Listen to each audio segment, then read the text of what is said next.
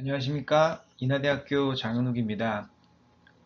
88올림픽 기념 학술대회 골라보는 체육 명사 특강 101주년 기념 101인 101강에 1강에서 강의를 할 수 있는 이런 기회를 갖게 돼서 매우 영광입니다.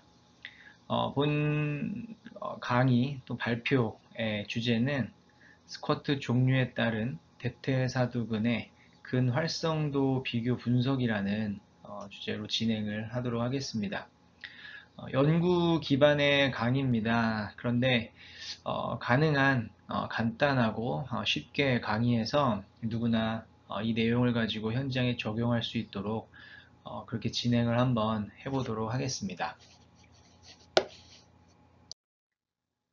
본 강의의 내용은 다음과 같은 순서로 진행을 하도록 하겠습니다. 먼저 제 소개를 간단하게 하도록 하겠고, 또 서론의 내용, 그 다음에 연구 방법, 연구 결과, 그리고 이 결과를 어떻게 현장에 적용할 수 있는 것인지에 대한 내용들을 하나씩 하나씩 다루면서 넘어가도록 하도록 하겠습니다. 제가 이제 인천 지역에 있으면서 또 여기 지역 스포츠팀인 현대글로비스 럭비단 그리고 인천시 체육회 안에 있는 스포츠팀의 여러 가지 임상적인 이제 지원을 같이 진행하면서 또 연구와 현장 경험을 계속적으로 쌓으면서 또 학생들에게 지도하고 있는 그런 상황에 있습니다. 자, 그러면 본격적으로 강의를 시작을 하도록 하겠습니다. 첫 번째로 대퇴사두근은 과연 왜 중요할까요? 제가 왜 대퇴사두근을 가지고 연구를 진행을 할까요? 실제로 대퇴사두근은 하지에서 가장 크고 강한 그런 근육 그룹입니다. 그래서 허벅지 앞쪽 근육으로 흔히 알고 있고요. 여러분들이 이제 체육관을 간다든지 뭐 웨이트 트레이닝 하러 이제 가면 이제 허벅지 앞쪽 근육을 강화시키는 그런 운동 기구들도 있는 것을 볼 수 있고 또 그런 운동기구 말고도 여러 가지 방법으로 허벅지 앞쪽 근육들을 이제 강화를 이렇게 시킬 수 있는 운동들이 굉장히 많이 있습니다. 그런 운동들을 통해서 이 근력을 향상시키고 또한 이제 근비대를 시키는 그런 좋은 운동들이 많이 있는데 이렇게 운동을 지속하고 또 집중적으로 하는 이유는 뭐 여러 가지가 있겠지만, 저는 뭐 이제 무릎 관절의 건강과 관련해서 좀 접근해서 말씀을 드리도록 하겠습니다.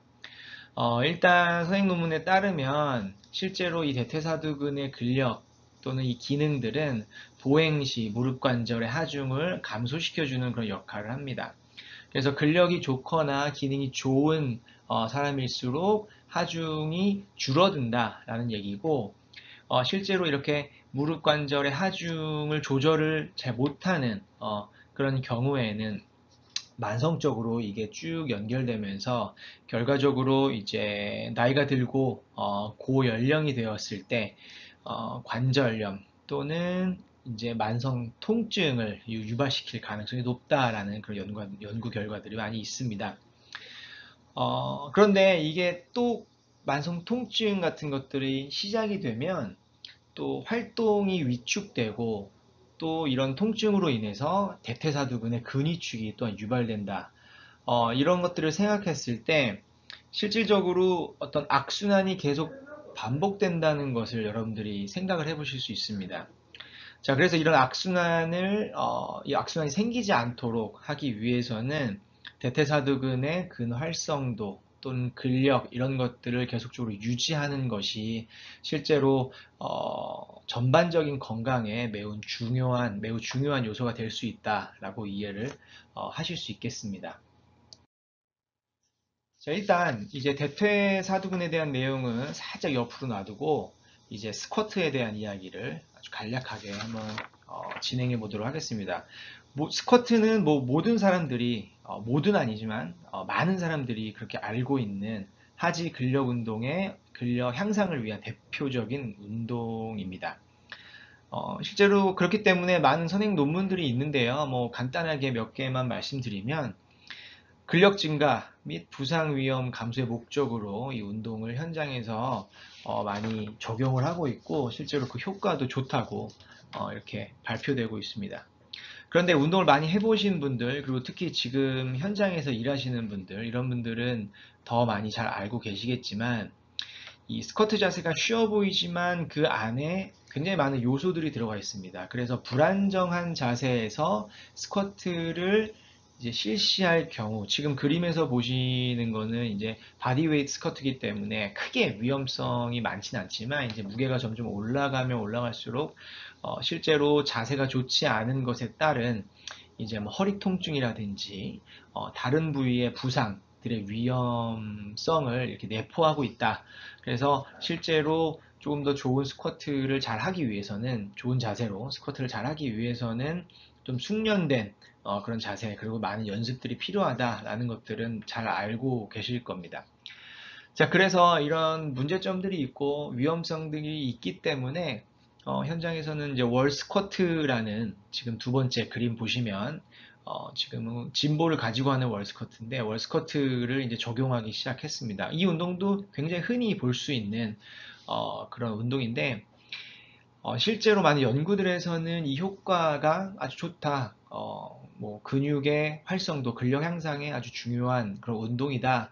라고 이렇게 많이들 발표를 했는데, 몇몇 또 연구에서는 벽과, 지금 그림을 보시면 벽과 지금 운동을 하고 있는, 저 운동하고 있는 대상자의 뒤꿈치 사이의 거리에 따라서 관절 가동 범위에 제한이 있을 것이며, 이에 따른 또 추가적인 문제점들이 발생되기 때문에 물론 이 운동도 좋지만 이것보다 더 좋은 운동이 있지 않을까라는 그런 고민들을 사람들이 많이 하고 있었습니다. 그러다가 최근에 이제 스페니쉬 스쿼트라는 운동이 새롭게 소개되면서 실제로 많은 현장에서 임상적으로 적용이 되고 있다라고 볼 수 있습니다. 자, 가장 아래쪽 그림인데요. 스페니쉬 스쿼트 운동을 이제 보시게 되면 이제 앞쪽에는 끈이 이렇게 달려져 있습니다. 끈이 매달려 있고, 운동하는 대상자는 이 끈에 무릎을 이제 끈에 낀 다음에 뒤쪽으로 살짝 기대 앉으면서 이 끈에 의지하면서 중심을 잡게 되는 거고요. 월 스쿼트와 비슷합니다. 그 상태에서 끈에 의지해서 상체를 세우고 위아래로 스쿼트를 실시하는 이런 운동입니다. 그런데 이 운동이 굉장히 뭐 효과적이고 좋기 때문에 임상에서 사용을 하고 있는데, 실질적으로 스페니쉬 스쿼트가 대퇴사두근의 근활성도라든지 이런 부분에는 어떤 영향을 미치는지에 대한 뭐 연구적인 그런 접근은 많이 부족한 상황이다 라고 이해를 하시면 됩니다. 그래서 저희들이 월 스쿼트, 월 스쿼트, 스페니쉬 스쿼트의 근활성도는 어떻게 되는 것인가에 대해서 분석을 하기로 결정을 하고 연구를 진행을 했습니다. 지금 그림을 보시면 이제 근전도기 부착 위치, 이렇게 외측관근, 대퇴직근, 내측관근, 이 세 개의 근육 표면 근전도기를 붙였고요. 그리고 지금 오른쪽에 스쿼트 동작들, 첫 번째 월 스쿼트, 중간에 첫 번째는 일반 스쿼트, 가운데 월 스쿼트, 세 번째 스페니시 스쿼트를 다음과 같은 자세를 통해서 이제 진행을 했습니다. 연구 대상자는 20대에서 30대의 남성 22명을 대상으로 실시를 했고요. 신체적 특성에 대한 정보는 지금 슬라이드에 나와 있는 것과 같습니다. 연구 대상자들은 지금 보시면, 그림을 보시면 허벅지 부분이 지면과 평행할 때까지 이제 무릎을 구부려서 앉았습니다. 그리고 그 이후에 3초간 버틴 후에 다시 원래 시작 자리로 이렇게 올라갔고, 3초간 움직이지 않는 등척성 수축 시에 근활성도를 실제로 분석에 사용을 하였습니다. 자, 이 슬라이드는 연구 과정의 좀 세부적인 내용입니다. 뭐 크게 중요한 내용은 아니고요. 좀 테크니컬한 그런 부분이기 때문에 짧게 소개하고 넘어가도록 하겠습니다. 먼저 근활성도의 정교화를 위해서 최대 무릎 신전, 최대 저항성 등척성, 최대 저항 등척성 수축 시 근전도, 근활성도를 측정을 하였습니다. 그래서 원자료는 EMG Works라는 소프트웨어를 사용을 했고, 매트랩을 사용해서 필터링, 데이터 정의, 평화화 과정 등을 실시하였습니다. 지금 보이는 이제 화면이 EMG 웍스 화면이고요. 이렇게 파란색이나 빨간색으로 이렇게 스파이크처럼 되어 있는 것이 실제로 근육이 수축할 때 나타나는 근 수축 현상을 이제 근전도기로 측정한 결과다라고 보시면 되고, 이 사진은 뭐 저희가 측정한 건 아니고 그냥 어떤 방식으로 어떤 소프트웨어인지 아이디어를 제공하기 위해서 그냥 보여드린 그냥 자료입니다. 그리고 반복 측정, 분산 분석을 사용해서 각 스쿼트 동안, 그래서 스쿼트, 월 스쿼트, 스페니쉬 스쿼트를 비교를 했고요. 종속병인은 대퇴직근, 외측관근, 내측관근의 근활성도로서 이렇게 3번 실시했을 때의 근활성도 차이를 분석을 하였습니다. 그래서 본 연구의 결과는 다음과 같습니다. 일단 가장 왼쪽에 있는 그림을 보시면 이 그림은 대퇴직근 의 어떤 근활성도의 차이를 나타내는 그래프입니다. SS는 스페니쉬 스쿼트를 의미하고 있고요. 스페니쉬 스쿼트 수행 시 대퇴직근의 근활성도는 일반 스쿼트 GS고요. 월 스쿼트 WS보다 통계적으로 높은 그런 근활성도를 보여주었다 라고 결론을 낼 수 있습니다. 그런 것들을 확인을 하였습니다. 그냥 스쿼트와 월 스쿼트 두 가지 운동에는 큰 차이가 없었습니다. 자, 그리고 가운데 그래프를 가보시면 이제 외측관근의 근활성도의 비교 결과입니다. 외측관근의 경우에는 스페니쉬 스쿼트와 월 스쿼트 이 두 개의 동작에서만, 두 개의 운동 방법에서만 외측관근의 근활성도 차이를 보였고요. 일반 스쿼트 GS와 스페니쉬 스쿼트에서는 근활성도의 차이는 보이지 않았습니다. 또한 일반 스쿼트와 월 스쿼트 사이에서도 활성도의 차이는 보이지 않았다라고 보시면 되고요. 가장 오른쪽에 있는 그 그림을 보시게 되면 이거는 내측관근의 경우입니다. 내측관근 같은 경우에는 스쿼트, 월 스쿼트, 스페니쉬 스쿼트에서 근활성도의 차이를 발견할 수 없었습니다. 이것이 이번 저희가 진행한 연구의 결과다라고 보시면 됩니다. 어떻게 보면 아주 간단한 그런 결과죠. 자, 그렇다면 이제 이 본 연구의 결과가 의미하는 것이 무엇인지 한번 간략하게 논의를 해보도록 하겠습니다. 저 연구 결과를 보셔서 아시겠지만 스페니쉬 스쿼트를 수행할 때 대퇴직근, 외측관근의 근활성도가 일반 스쿼트, 월 스쿼트보다 근활성도가 높게 나타나는 것을 확인할 수 있었습니다.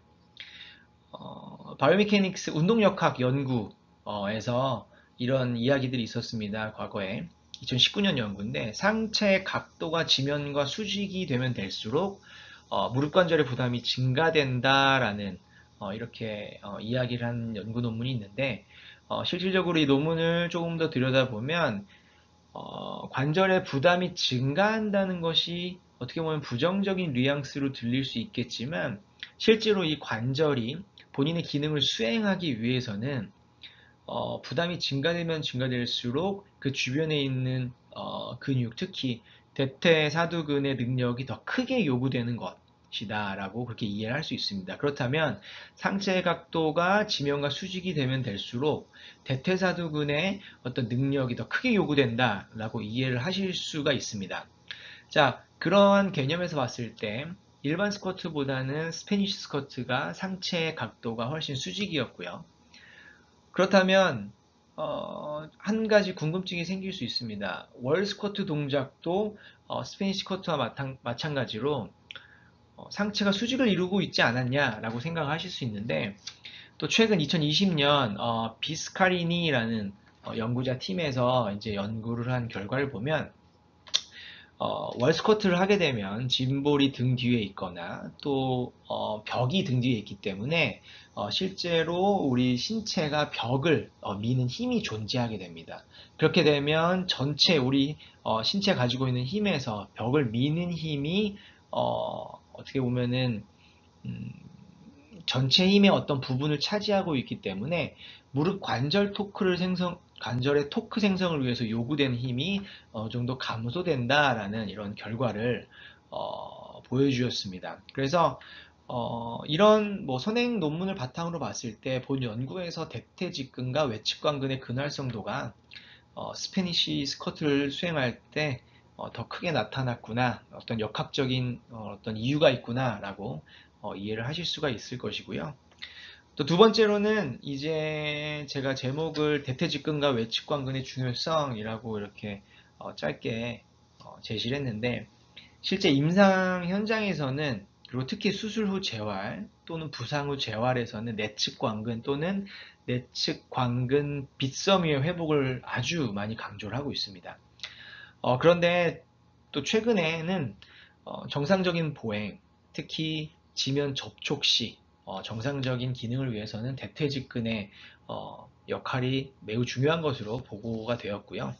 또한 대퇴직근과 외측관근이 약화되면 슬개골 주변의 통증을 유발하기 때문에 이런 근육들의 기능이 중요하다라는 접근의 여러 가지 연구들도 있습니다.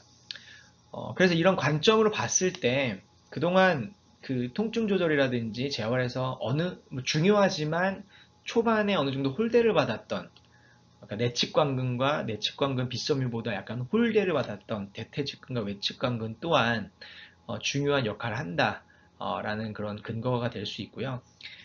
이런 관점으로 봤을 때 스페니시 스쿼트 운동이 어떻게 보면 이런 근육들의 활성화, 기능 회복을 위해서는 또 효과적인 접근법이 되지 않을까, 그렇게 이해를 할 수 있을 것입니다. 강의를 마무리하면서 간략하게 정리를 하자면, 실제 현장에서 스페니시 스쿼트 운동이 대퇴사두근의 약화로 인한 만성 관절 통증을 예방하기 위한 그런 운동의 옵션으로 사용될 수 있을 것이고요.